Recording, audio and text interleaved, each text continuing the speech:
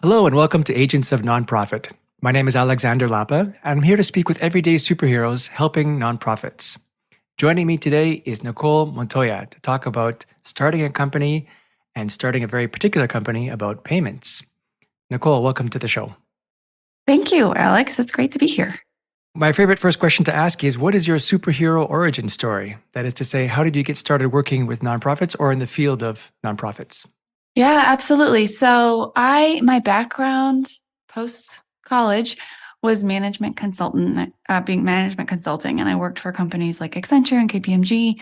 And I happened to be consulting for a financial technology company at the time. And I had two young daughters, one who I believe had just entered like kindergarten, elementary school. And I found myself, I was really busy. I was a working mom, as so many people are. And I was writing a lot of checks and filling out a lot of forms and driving them across town or putting them in my kid's backpack. And it just struck me as super inefficient and kind of a waste of time. And I was thinking about how I thought it was sort of a nuisance. And I could only imagine what it was like for the person on the other end receiving all this paper. And that was sort of an aha moment, I guess you'd say. And so, let that percolate. My mind was already on fintech because I was doing some consulting. And then also sort of realized that, whenever a situation arose where it involved collecting kind of money from a group, I would kind of instinctually not raise my hand to do so because there's some sort of awkwardness associated with that. Are people going to actually contribute? Or are they just going to say they're going to contribute? So sort of those two kind of ahas combined that made me realize or really feel strongly that the world kind of needed a group-oriented tool that was very payment forward. So sort of like an Evite that was really user-friendly, but was really focused on collecting payments. And then as we studied, as I sort of focused on that problem, I was like, well, this is really groups and what are the special needs of groups? And really realized it was the ability to collect both payments and information from groups in a really simple way. So that was kind of the aha moment. And then I just, set out to build it. I pulled in a really good friend, asked her if she wanted to be my co-founder, and just sort of started army crawling my way through, like, how do I build this? Because I wasn't a technical person necessarily. And then we just started finding people to help us and started kind of fumbling our way through it. There's nothing wrong with fumbling your way through it. No one expects anybody to be an expert on day one, right? Even things that I do on the first day are never perfect. You just kind of start, and then the expression that I like to use is you build the airplane as you're flying it. The key element is always starting it. And then you figure out, where to go, how to go, what you should use, what you shouldn't use along the way, learn from other people as much as you can. But the key element is just starting. And then from there, make it work. Yeah. And that's what we did. Of course, I did a fair amount of research, figure out if maybe some tools existed that I didn't know about, what was out there in the market, what would it take to build it, who needs it, who could be our first users, how the heck am I going to afford this? Like all those things, right? That you just sort of start chipping away at and then jump in with both feet. And that's kind of what we did.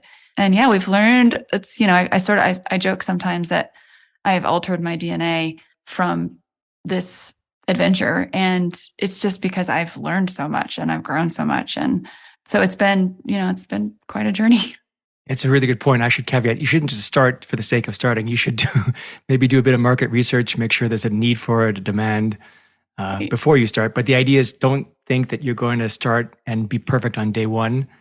Perfection comes, if ever, over a long period of time. You have to iterate to get there, not just expect to start only when you're going to be perfect. That's what I was trying to get to. Yeah, no, and you're so right. I would have never started if I was worried about being perfect because I really didn't know how to build a fintech company like this. And I just was, kind of naive. And that's good, I think, in a lot of cases for entrepreneurs to be slightly naive in that I thought I could figure it out. And turns out I did. Awesome. Well, I want to get into the details of the company, but before we do that, the precursor to that is just the whole concept of starting a company as a mother, two daughters. There must be some challenges on how to get going on that. I'm curious to know if we could learn a bit more about your process of not only seeing the need for this payment, collecting payments from groups, but also having the courage to do it while having a family. What are some of the challenges, basically, when starting this kind of company with a family? Gosh, there are so many. And I feel like that's been a journey in and of itself for me personally. When I started Cheddar Up, my girls were younger, I think maybe kindergarten and pre-kindergarten. And now, for context, actually makes me feel really old. My daughter is in I just sent her off as a freshman in college. So it's been a while and they have watched me build this thing from the ground up.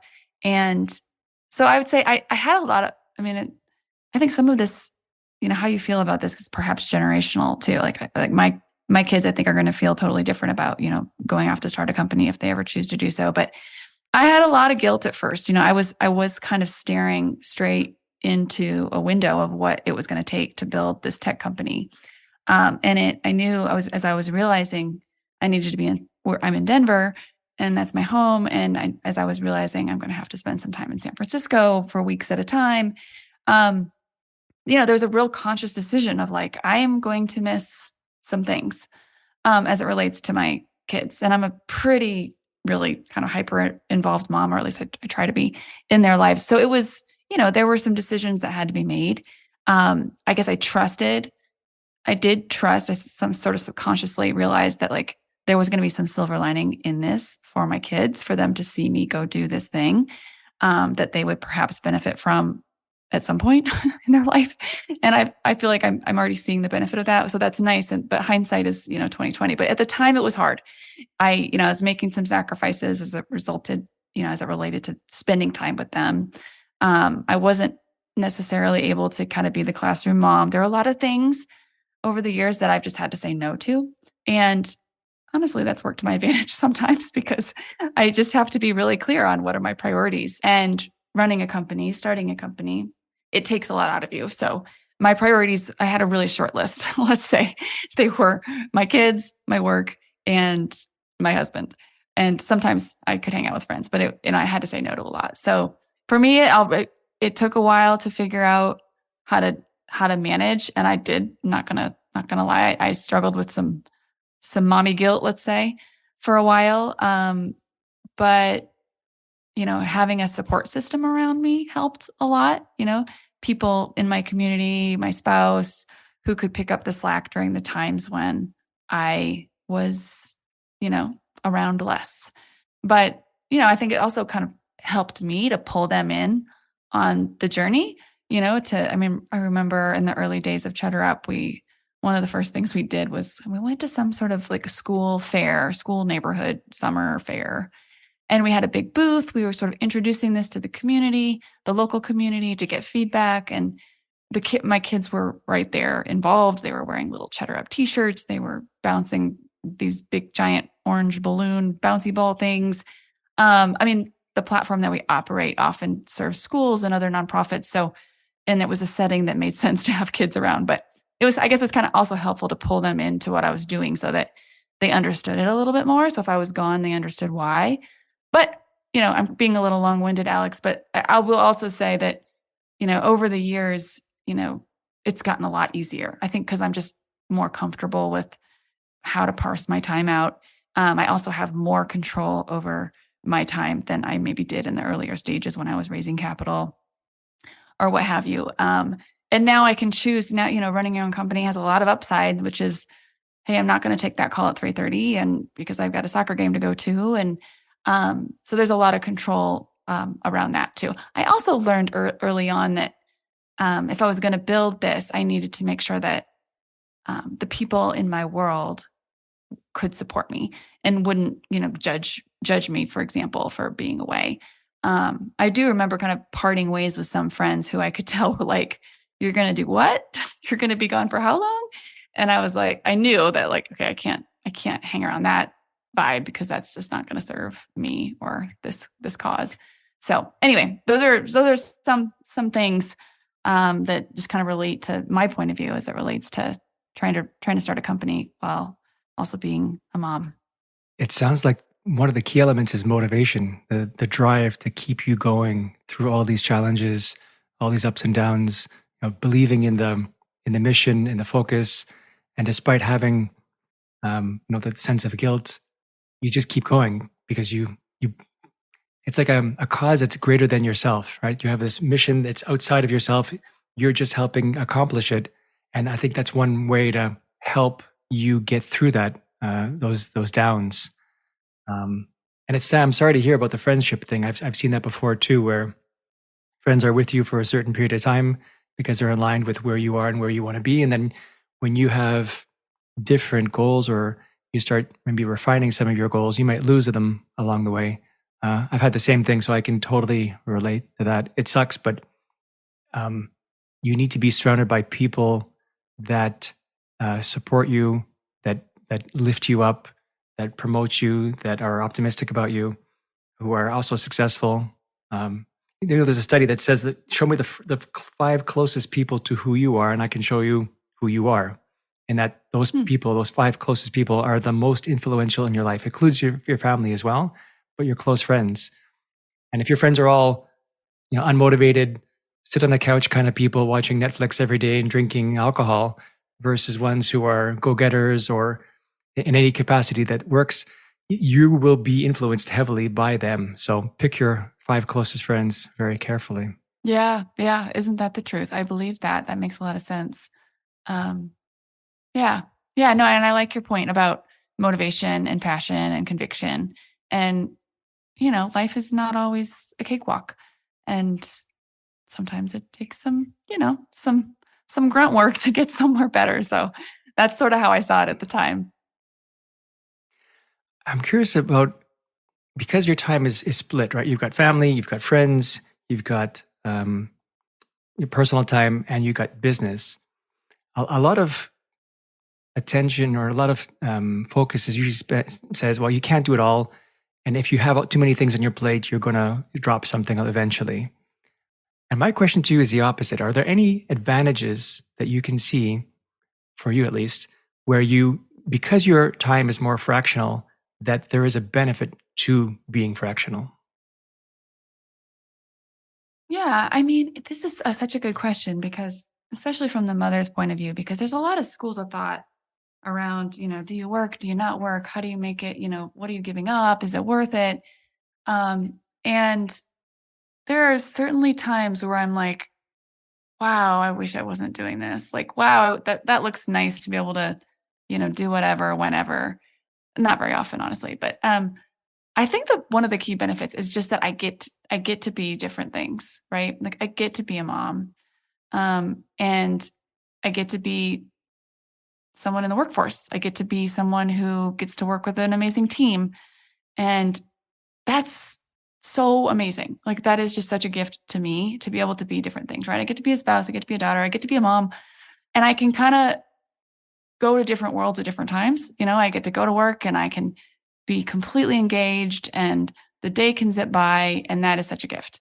But yet I know when I can kind of step out to go be present with my kids. You figure out when they want to talk to you, when they don't want to talk to you. So I think just the ability to have it's really enriched my life to be able to be different things at at different times. And it's funny. I don't know, like it also just like it sort of becomes part of your persona, or at least being the CEO of Cheddar Up is definitely part of my persona, at least at this season in my life. Um, but it also, I don't know, it's just people understand, right? Like I may not be able to be the team mom, and no one necessarily expects me to because I get a pass, I guess. I don't know if that's an upside or not, but I do get a pass a lot of times when it's like, okay, Nichole's probably not the person to tap for being the team mom because she's doing a bunch of other stuff. But it's also another benefit of it, and I can I'm seeing this right now as I have two girls. One is a junior in high school, one is a freshman in college, and she just went off, and it's been really hard, and it's a huge transition for pretty much all parents. And I'm telling you, if I didn't have my work, which I'm just so enthralled in, it would probably be a bit of a tougher transition. So I think I do have a good sense of identity as it relates to kind of things outside of being a mother, which is helpful during big transition points. So those are a few things, but I think it's a great question because it is this thing, this conversation of like, how do you balance it? Can you balance it? It's so hard. That's true. It is not easy. But there is a lot of upside to it. I like the idea of you get to be more than one thing because, in a sense, you don't get bored. And what I mean by that is instead of being one person all the time, 24 hours, and doing one activity, you have the ability to spice up your life, so to speak, by being different kinds of people, different facets of your personality. And the shifting between them actually makes life a bit more interesting. So I like that perspective. Yeah, yeah, it does. It does make things a bit more fulfilling. I've got something on my own, so to speak, it seems like. When I asked you that question as well, the thing that popped into my head is um, one advantage of having your time fractured is you find ways to do things faster because you don't have a lot of time to do something. You will find ways to automate it or outsource it or not do it or That avoid it. is Or the so idea is that true. yeah, you can find ways to systematize things so that you don't have to spend a lot of time doing it. You become more efficient in effect. Yeah. Oh my gosh, that's such a great point. We hire a lot of moms at Cheddar Up, and it's because they're just total rock stars for that reason. They are used to multitasking and they're efficient, and those are some values that are, really, really valued here at Cheddar Up. There's an expression that says, if you want something done, give it to a busy person because they will find ways to do it really fast so they can get on to what they need to do. Yeah, for sure. Last question before we get to the actual company itself of Cheddar Up. I'm curious to know if you have any advice for people who are who were in your position X years ago, who were you're kind of motivated to start a company but hesitant for various reasons, maybe because of the same kind of situation that you were in the past. Any words of wisdom or motivation that you can give to someone like that? Yeah, I would, vet your idea and start. I mean, sort of alludes to what we mentioned earlier, but ideas are not to be, you know, like harsh, but ideas are a dime a dozen. What makes what makes it great is that when you execute. So start, even if early on you get signs that like, oh wow, this is not a good idea, or someone else, there's too many people in the market, or this isn't enjoyable. I hate this, it turns out. Like that's fine, but at least start. Because you'll learn. And the whole like failure is success is it's totally true. But there are a lot of reasons, to talk yourself out of it. But if you're convicted in it, just start. Awesome. Let's talk about the company itself then. So the name is Cheddar Up, like cheddar cheese, and the word up. And I'm curious to know, how did you come up with the name like that? Like, where did that come from? I know it's really funny, huh?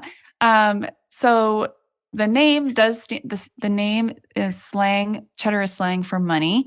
There's lots of slang, funny words for money out there, but cheddar is one of them. And then the idea of cheddaring up is sort of this concept of kind of paying up, contributing, and it's meant to be kind of fun and whimsy. But the origin story behind it is, my co-founder Molly and I were thinking for truly weeks about the name. We're like, okay, what do we call it? And that's honestly the fun part of starting a company, right? What's the name? What's the URL? Can we trademark it? Which is actually both of those last two things are difficult to do these days. And we were having fun, and we were honestly getting really fatigued. Like, good gosh, we cannot come up with a name for this. Everything's taken, or it's not a good name. And of course, frustratingly, somewhat, my husband thought of the name Cheddar Up. And I remember one day coming home from my consulting gig, which I was still doing at the time, and he was like, I thought of a name. I was like, okay, what? He's like, Cheddar Up. And I looked at him like he was an alien. I had no idea what he was talking about. I didn't know the reference cheddar as it related to money. He's like, cheddar, it stands for money, Cheddar Up. And I was like, no, that's silly. That makes no sense. I don't even know what you're talking about. So then he's like, well, let's ask Ruben, who was my nephew at the time in his 20s, working downtown Denver. It's like, let's call Ruben and see what he thinks, because he's a younger person, right? So we call him up, put him on speaker, and we're like, Ruben, if I say cheddar, what does cheddar mean? And the first thing out of his mouth was money. And I was dumbfounded. I was like, wow, I am so not cool. And I just learned something. And anyway, the more we thought about it, and we liked it because it was sort of kind of demographic agnostic, so to speak. It was kind of be fun and whimsy to older people. It could kind of be cool and hip to younger people. And the URL was available, and we could trademark it. So we went with it. And then my co-founder, designed a beautiful kind of flying cheese cube logo that made it even more whimsy, and the rest is history. Love it. Love that story. And it is a great name. It is whimsical. I'm curious to Thanks. know, like, because you mentioned it a bit. So it's collecting payments for groups. Like, what was the core problem you were trying to solve? And the solution was collecting payments. But what was the problem that you needed to solve, or you felt the need to solve? Yeah, I mean, it was really just going from paper to online for the most part, and it was simplifying, you know, payments and forms for the key two parties involved. So for the payer, usually the community member, and then for the person, the organizer, the group organizer. So it was just sort of understanding the pain of collecting payments and informations on both sides of the equation, and wanting to make things more efficient in these settings. So Cheddar Up, as you said, we help groups and nonprofits easily collect payments and information. And we, in the process, we help them collect more, we make them more efficient. But the groups and the nonprofits we serve, we sometimes refer to them, as kind of the junior varsity collectors of the world, right? JV team is amazing. No harm with the JV team. But so you've got person to person payments, and, the Venmos, the Zells of the world. You're just paying back your friend, you're paying the tutor or the dog sitter or what have you. And then you've got sort of the PayPals and the Squares of the world, or the QuickBooks of the world, which are really focused on sort of small to medium businesses. They've got really predictable collecting needs, that are, you've got someone within a certain role. Their job is to learn that tool and get really good at it. And then you've got these kind of groups and nonprofits. We're talking about schools, booster clubs, teams, Girl Scout troops, HOAs, where they are group organizers, usually volunteers, heroes within their community who raise their hand to be in charge. And they are organizing stuff. And it's usually short term, um, so to speak, right? Like they raise their hand, they do it for a year, maybe 2 years if you're lucky. Then they have to hand the reins off to someone else. And these people who are raising their hand, they might be technically savvy, they may not be technically savvy. So we just really, felt strongly that they needed something different, right? They needed something that was easy to use, not intimidating, something that was really flexible. If you think about all those groups that I just named a second ago, they all are doing different things, right? They're collecting for cookies, or, spiritware, or registration, or after school enrichment. That's a lot of different stuff. So to create one platform that was flexible enough to do all those different things was something that, do all those different things well, was something we didn't see out there either. So, yeah, so that kind of, I went off on a tangent a bit, but, just some things that make who we serve different, and how we kind of go about creating a platform to serve them. But really just creating efficiency, helping them collect more, creating a tool that was built with them in mind. Can you give a very precise use case, like not a use case, but like a process? How does it work from signing up to distributing a link so people can make contributions, knowing when everyone has contributed? Like, how does that look like from a user's perspective? Yeah, absolutely. So let's use a school, for example. We're kind of still in back to school season, especially on the East Coast.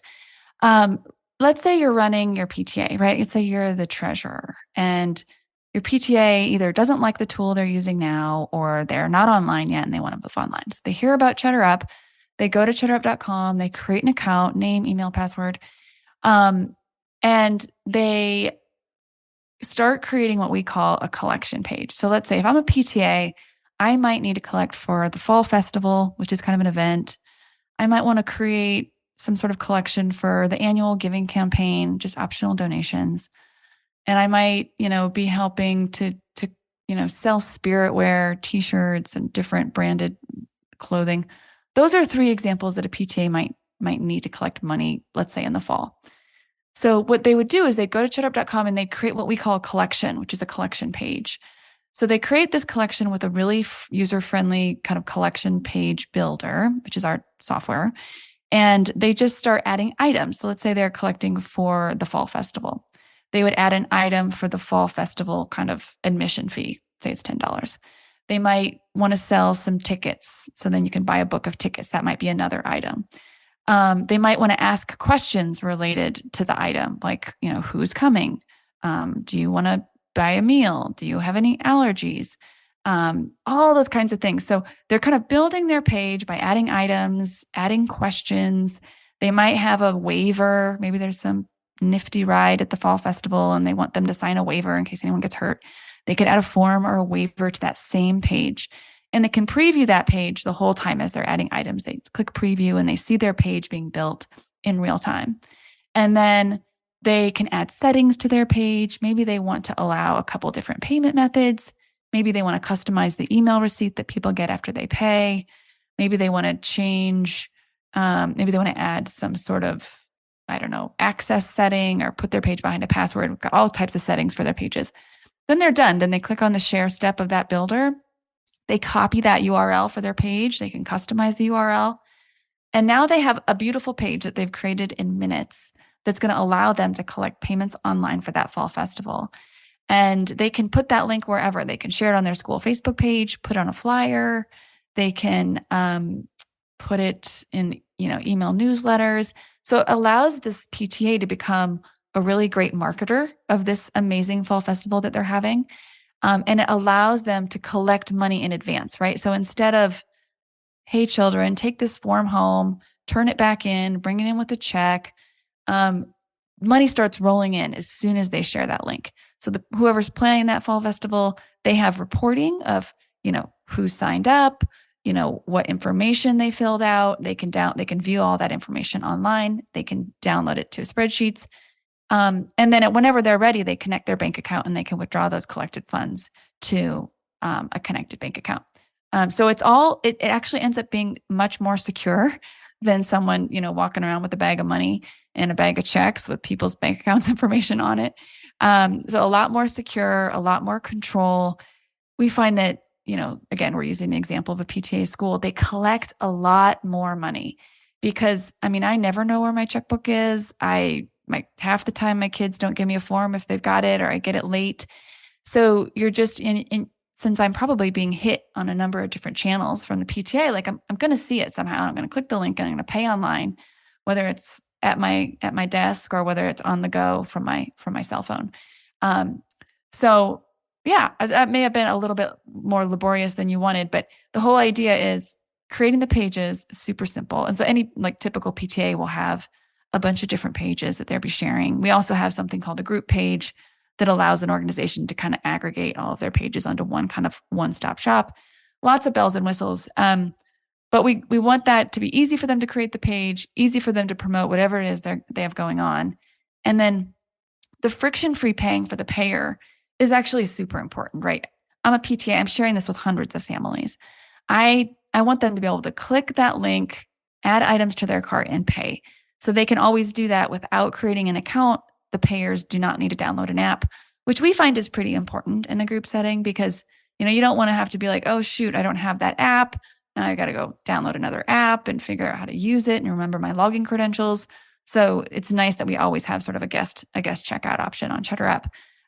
So friction-free paying for the community. And then again, all the reporting any organizer would ever want, in real time as they're working on whatever it is they're working on. And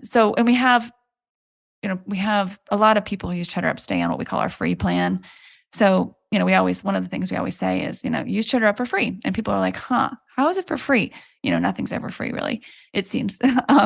And so they can stay on our free plan, which I'll say about, 75% of PTAs, for example, stay on our free plan.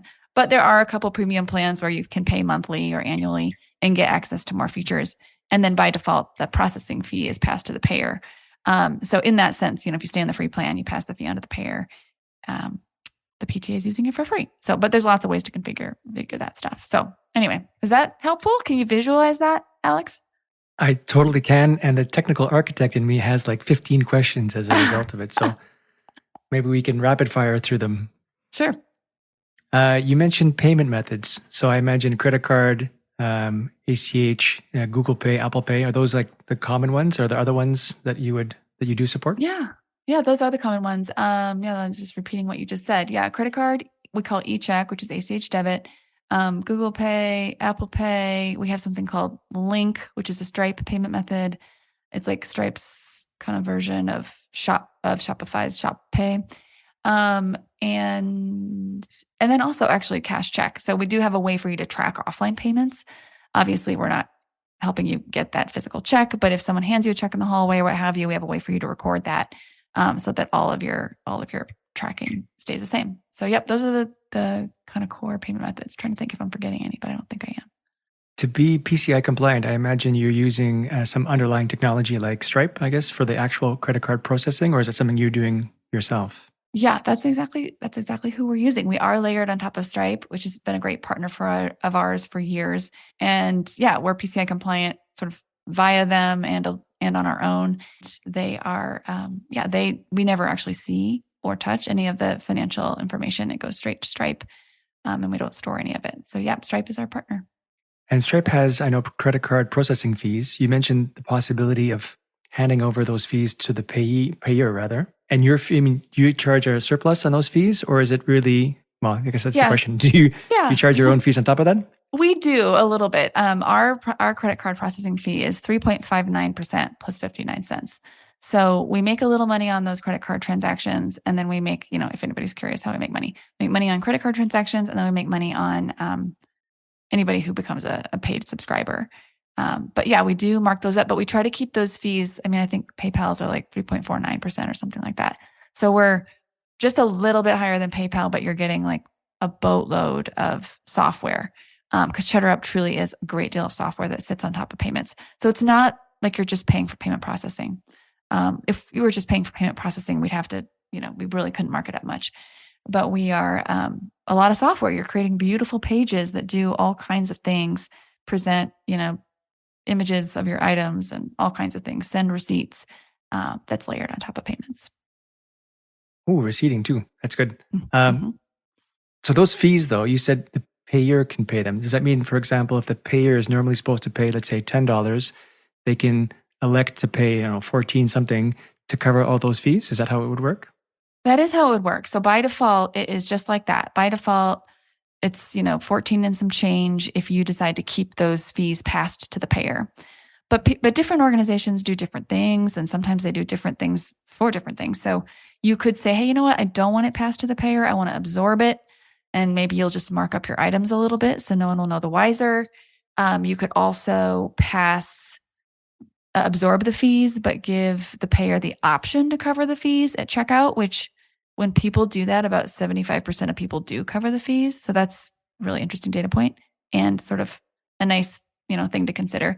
And then there's even ways to only absorb, I think, like the e-check fees too. So there's lots of ways to configure it. So what some people do is they'll pass the fees on for everything, and then they'll do like an annual giving campaign, and they'll absorb the fees in that regard because they're sort of feeling like, hey, they're just giving us an outright donation. I don't want to ask them to pay the fees, or they'll give them the option to pay the fees. So anyway, I'm being long-winded again, but lots of options around fees. What about automation? For example, is there do you have any kind of workflows in the system where you can, like, someone can be notified, or an email can be sent out, or alerts, or some other if-then type situations within the platform? Yeah. I'm trying to think what there would be like. Think for a second. Let's say, for example, you have a target, right? You want to raise X number of dollars. If once you reach that target, rather than me having to log into the system every day to see if I reach that target, I could set up a notification alert to say, when you reach it, send me an email. Yeah. Well, we do have a lot of things set around goals for fundraising. But I think probably the best example of automation that we have is just all of our Zapier integrations. So you can, basically automate things behind the scenes if you want to, right? If you want, obviously we're sending receipts, and you can customize the receipt, but let's say you want to send a different type of email when someone registers to be a member of your booster club, and you've got, this email ready to go in MailChimp or Constant Contact. You could set up an integration to every time someone pays to send that payer, an email automatically out of MailChimp and any other platform. Maybe you want all your new members to be populated in a Google Sheet. That can all be done through Zapier and through the integrations that we've created. Probably the best example of automation. Another example of automation, sort of, would be just the ability to add timing around your page. So let's use an after-school enrichment program, for example. this is one where, a lot of classes sell out really quickly.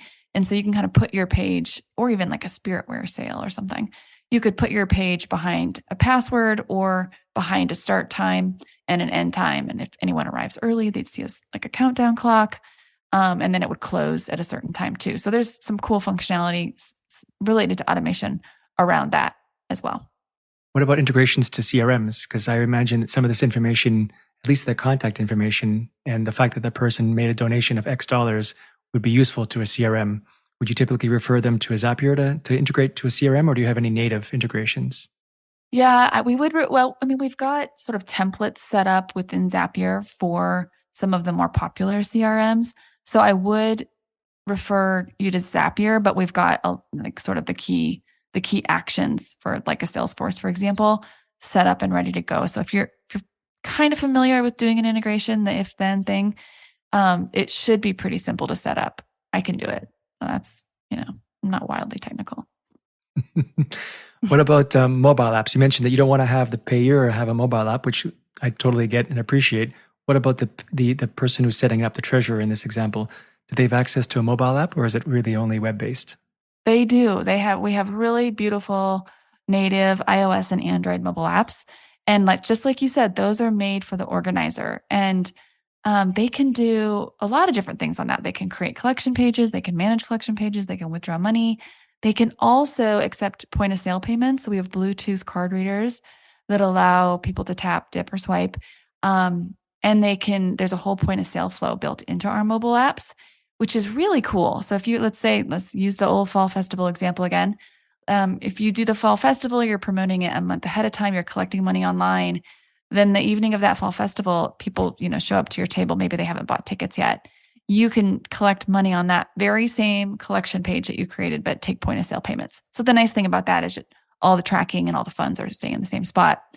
And we're also releasing a feature, a ticketing feature. It's extremely robust. Probably in the next month, we'll be taking that to production, and you will have a ticket taking functionality in the mobile apps as well. That's actually a really cool benefit, the POS. I wasn't expecting that one. I wasn't on my list of questions, but I'm happy you threw it in there. Yeah, yeah. Obviously, one of the big concerns about credit card payments in general is fraud. I even have a website for another business of mine where we have an e-commerce website. And not so long ago, we were hacked in that people were either creating fake accounts and or trying to test credit card numbers in mass. I know Stripe has a certain layer of fraud prevention, but I'm curious to know if there's anything you guys add on top of that, or any kinds of captchas or any kind of authentication that you add to make this whole process a little more secure. Yeah. Fraud is a big deal in our space. We are a payment company at the end of the day, and we do so many things, it would be hard to list them all, is the short answer. But we do leverage some tools that Stripe has. We do CAPTCHA validations. We have a lot of kind of AI that we've built on our own that detects fraud. We manually review pretty much every new user on the platform when they're taking money off of our platform. We use a special identity verification tool where folks, take a selfie and upload their ID. So there is a lot that we're doing, because just like you said, it's only getting more sophisticated. So it's something, we've got, multiple team members who are only focused on that in addition to engineers. So it's sort of nonstop. But we've got a lot, we're pretty locked down, and we do a really good job, but it's not like you're never done. You're never done when it comes to fraud management. Yeah, info security is such an important topic these days. So you always try to stay one step ahead of these damn hackers. That's right. That is exactly right. So those are the end of my rapid fire type questions. I'm curious if you could share maybe a customer story, customer success story. Somewhere in that organization that was struggling with X, that you came in, or that they started using your app, and you can use them as a proof of one of the benefits of using your app, your platform. Yeah, sure. I'll share a couple. We've got, and these are actually featured on our website, and they're easy for me to pull up. But one is someone named Gloria, who is out of the LA area. She Gloria is kind of infamous at Cheddar Up just because she's just such a kind person. And she's a classic example of people who we serve, right? She is in her community being a volunteer on a number of different fronts. So she's a Girl Scout troop leader. She is a Girl Scout service unit leader, which is sort of someone who manages lots of Girl Scout troops. And then she's also on her high school PTA. And then she also helps her daughter's high school cheer and dance team. And so she just kind of dipped her toe in. I think she was introduced originally through a partnership we have with the Girl Scouts of Greater Los Angeles, as it related to Girl Scouts. And she just sort of, she got it right away, right? She started using it for her troop, very quickly started using it for her service unit, and then brought it over to her high school PTA and then her dance team. And she's not only is she a Cheddar Up pro, but she just, sees the value of moving these things online. She's sort of seen firsthand how, you know, selling tickets to a Broadway show for her troupe, like the process of doing that prior to using Cheddar Up on paper. And then once she moved it online, like selling out this event in like minutes. So just a stark difference in terms of success, in terms of dollars collected. She's collected well over $300,000 on the platform, and she's just a total rock star. Someone, sort of totally different, because again, we serve so many different types of users. Is a law society that has a bunch of different clubs out of Canada. And they, the treasurer there started using Cheddar Up. Actually, I think he's the VP of finance, started using Cheddar Up a few years ago. And, he was sort of tasked with finances for like 70 different clubs. And he found Cheddar Up and similarly kind of dove all in, and similarly just saw a sort of staggering uptick in participation, in dollars collected, in the ability to have oversight over these funds and transactions and withdrawals to the bank, and just feeling really good about the security of where money was going and the ins and outs. And I think that club, like, they've kind of wrote it into their bylaws that nothing other than Cheddar Up can be used. So they're big advocates just because of the success that they've had. And that's really typical. I mean, it is really typical. Usually we say, we go to a lot of different state PTA events as part of our marketing endeavors. And, we tell the PTAs, like, just dip your toe in, just create a free account, create a page for whatever it is you've got coming up. If you're still using a paper form, sit it right next to your computer, recreate, what it is you need to collect, and just try it. And it just fans out very quickly after that, because they collect more. It was easy, great oversight, community loved it. And then they just start to kind of fan out in terms of, how else can we use it? What else can we move online, kind of thing. Awesome. You mentioned in the upcoming future, there's going to be a ticketing feature. I'm curious to know if there's anything you can share. What else is going to be in the short-term future, or where else you'd like to see Cheddar Up go? Yeah. So we recently launched signups, just as an FYI. I give that little plug. So if you like sign up forms, right? Like volunteer schedules, who's going to bring the snacks. So that's a newer feature we launched in spring, which is going like gangbusters. People are loving it. We are launching ticketing, like I mentioned, in another month, probably less than that. We've got something that I'm personally so excited about, which is called, may sound like super simple and like, why don't you have this yet? Which honestly is kind of the case. It's a template center. So it's just a place where you can go to see example collection pages, and you can very quickly make them your own. And I'm excited about this for a couple of things. One, it gets people further down the path faster. But two, it's just going to be a hotbed of brilliant ideas for other communities to try. We sit in a really cool spot in that we see all types of communities all over North America doing all kinds of cool things. And I'm not very involved in my PTA, to be honest, because I'm too busy for it. But if I was, I would be like, okay, I've got like millions of ideas that I can just bring to my community. So now we're going to expose those. And I think it's just going to be a really great idea center for, fundraisers, events, all kinds of things for our users. And we're going to allow, some of our power users to highlight things that they've created, which is really fun. Some of these people are just amazing and doing amazing things. So why not bubble them up for other people? So yeah, templates, ticketing. I mentioned integrations earlier. Those are live, but we don't have a page really showcasing those. That's going to be available before long. And then, yeah, so something else we're just working on more is partnerships. So as we roll into 2024, partnerships is going to be something we're really focused on. We have a lot of partnerships right now with Girl Scout councils, but we're going to be kind of expanding that effort. And then in 2024 as well, we're launching a gift card center, so you can use Cheddar Up for a group gift which so many people do already.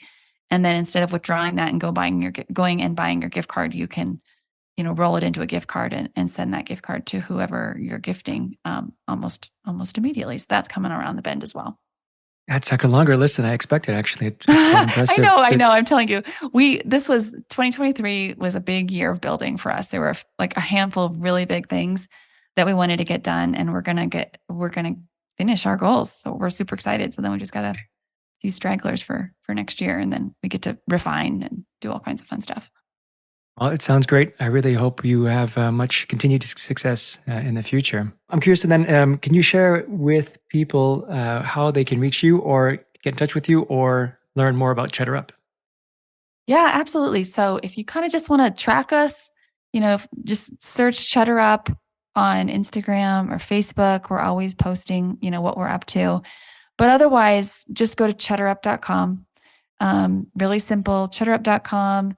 Check it out. We've got all kinds of beautiful pages that kind of explain what we do and who we are. I've got some demos out there. And there's truly no harm in just creating an account and playing around and creating a page and seeing if it kind of checks the box for what you're looking for. Awesome, Nichole. Thank you so much for joining me today. Yeah. Thanks so much, Alex. This was really fun. All right, that's it for today. I'm Alexander Lapa, and I hope you join me again in the next Agents of Nonprofit.